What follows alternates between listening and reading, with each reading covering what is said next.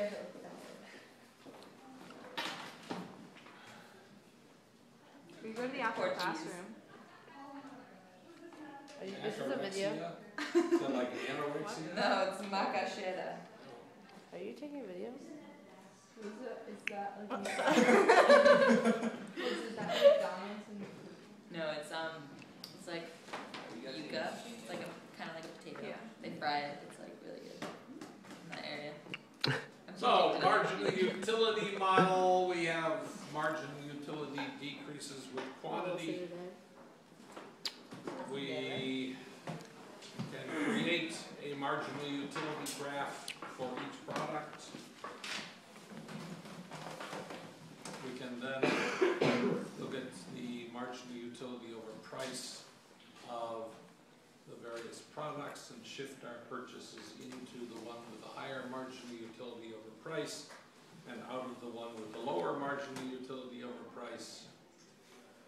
And come up with an MU over P ratio for our budget. And once we have that, we can go back to the marginal utility curve for an individual product, plug in the ratio, and come up with the demand curve. Everybody got that? yes. Yes. That's what we did yesterday, right? Yes. And we talked about how income affected that.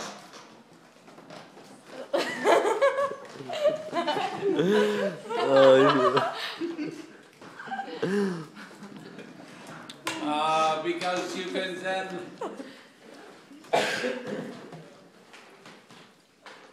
lower your MU over P ratio. If you have more income, you don't need as much marginal utility per dollar, and that should shift your demand curve outward and increase in demand. We can also bring in complementary and supplementary or substitute goods into this particular model if, well, we know, if the price of a good goes up, the quantity demanded goes down, and the demand for its complement goes down. Yeah, I have a tissue.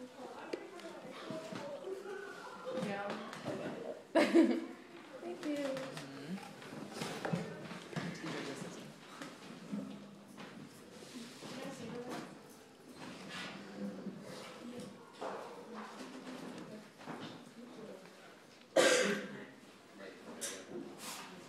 And what happens, in fact, is that as you are consuming less peanut butter, the marginal utility of jelly goes down. And that causes the demand curve for jelly to decrease. If the price of peanut butter goes down, then you buy more peanut butter. Quantity demanded goes up. And the marginal utility of the jelly goes up. Substitute goods, we're talking beef and chicken. If the price of beef goes up, the quantity demanded of beef goes down, which will increase the marginal utility of chicken.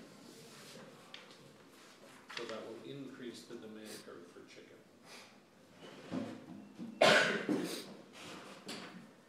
If the price of beef goes down, you buy more beef, and the marginal utility of chicken will go down, so the demand curve for chicken will go down. Questions about that? Okay, model number 2, the consumer indifference curve model.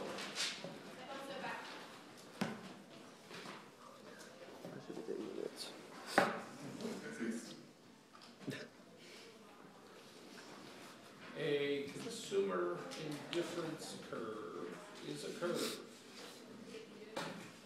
that shows all of the combinations of two products that will produce the same amount of total utility.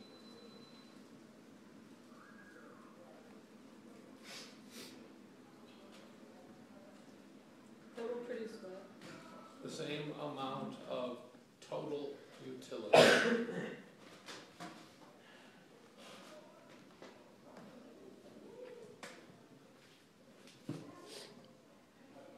In other words, you are indifferent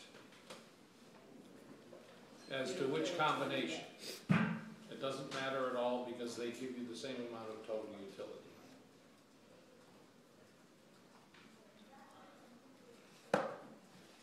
Okay?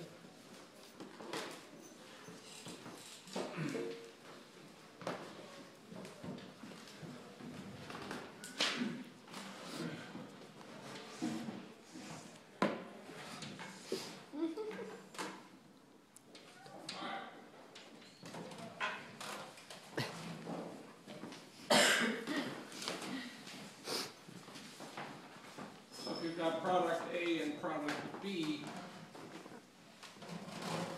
you will have a consumer indifference curve that might produce a total of 100 U-volts. You'll have another consumer indifference curve that might produce 110. Okay, so there are going to be a whole series of these consumer indifference curves with the different amounts of total utility. Then what you do is you produce a budget line.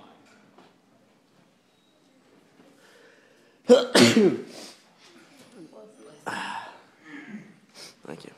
And a budget line shows the combinations of the two products that you can buy, given the price of the two products and the amount that you have in your budget.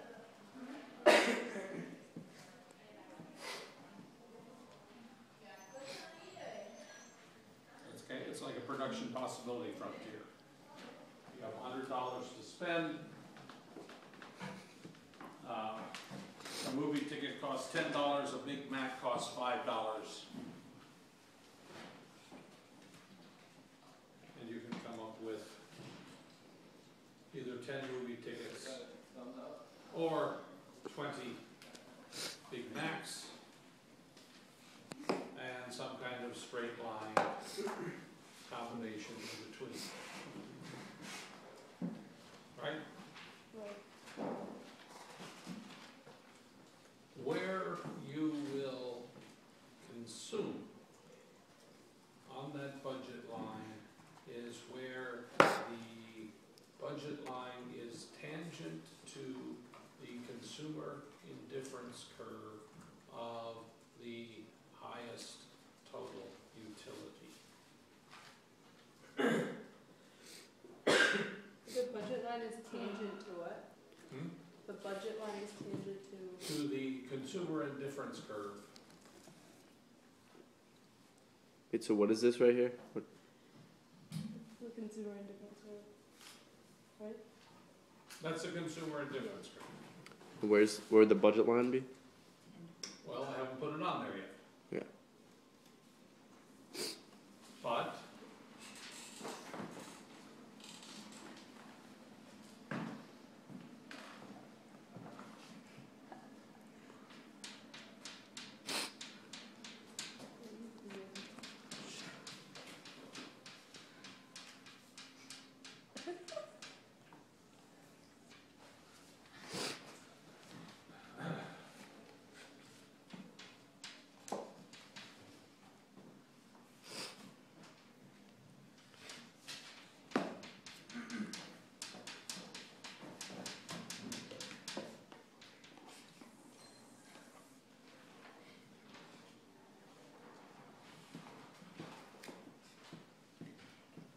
I mean, that works.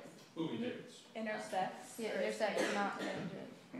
Is it intersects or tangent? Well, tangent.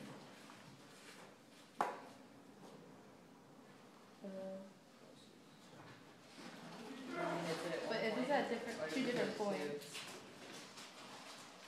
how do you choose between the points? It can be either? I'm not gonna choose between those 2 points. It's just a line. Oh. Because there is another consumer difference curve in here. Aha. And there's You don't on try. the line. And so I'm going to consume at this point. All right. Okay? Which is roughly, let's call it 5.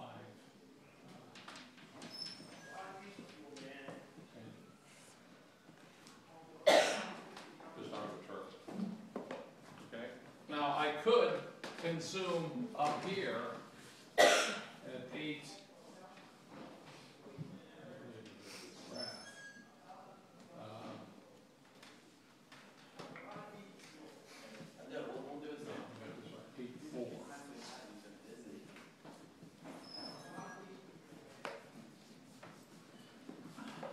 I could consume here, or I could consume down here. They're both on the budget line, pretty sure. That's the picture.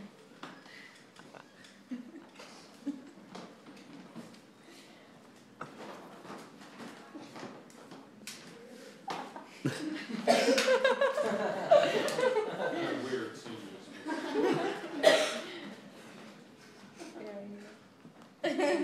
So, Ms. Silverman, I could Yes. consume here, it's on the budget line. I could consume here, it's on the budget line, but I'd only be getting 100 utils. But you get Whereas 109. I can consume up here at this point and get 109. There's no point that where I can consume and get 110.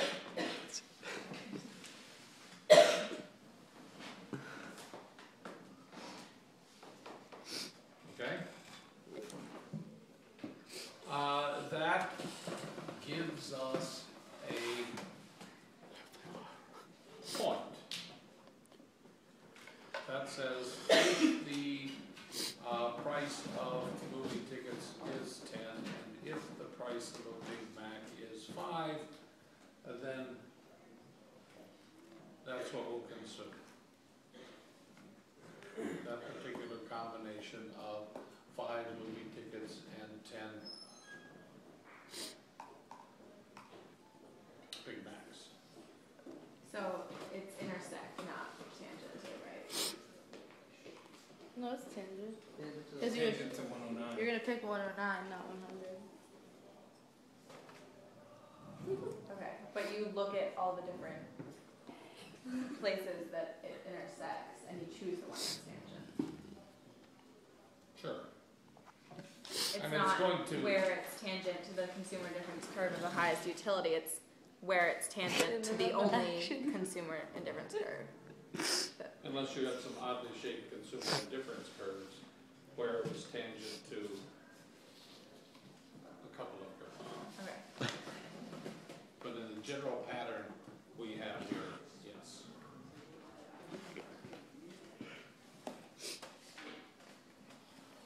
Okay? Now, if we want to generate a demand curve for Big Macs, what we do is we keep the price of the movie ticket the same, and we change the price of the Big Mac. That will generate a new budget